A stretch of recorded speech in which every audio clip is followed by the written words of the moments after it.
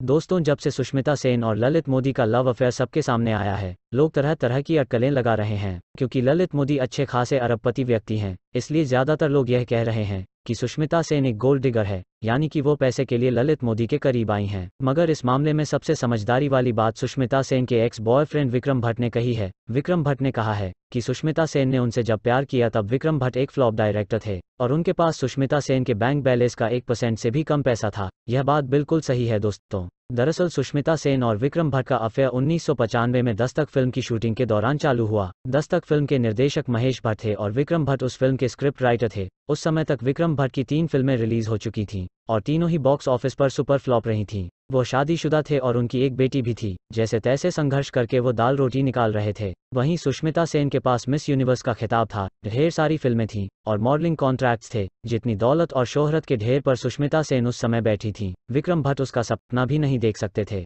उसके बावजूद सुष्मिता सेन ने विक्रम भट्ट से प्यार किया। उन्होंने विक्रम भट्ट से अपने अफेयर को कभी छुपाने की भी कोशिश नहीं की। स्टार टीवी पर सिमी ग्रेवाल के पॉपुलर टॉक शो में वो खुलेआम विक्रम भट्ट के साथ गईं और टीवी पर करोड़ों लोगों के सामने विक्रम भट्ट का बचाव भी किया। खुद विक्रम भट्ट ने यह भी कहा है कि वो पहली बार अमेरिका सुष्मिता सेन के खर्चे पर ही गए थे, क्योंकि उस समय विक्रम के पास पैसे नहीं थे। उस पूरी अमेरिका ट्रिप का खर्चा सुष्मिता सेन ने ही उठाया था। अभी कुछ समय पहले तक सुष्मिता सेन एक स्ट्रगलिंग मॉडल रोमन शॉल के साथ रिलेशनशिप में थी। यह कोई वन नाइट स्टैंड नहीं था, बल्कि लगभग 4 साल तक चली कमिटेड रिलेशनशिप थी। सुष्मिता सेन की तुलना में रोमन शॉल बिल्कुल गए गुजरे गरीब दास हैं। विक्रम भट्ट में तो फिर एक टैलेंटेड डायरेक्टर की झलक दिखाई देती थी और वह एक स्थापित फिल्म मेकिंग फैमिली को बिलोंग करते थे। रोमन शॉल के लिए तो इतना भी नहीं कहा जा सकता।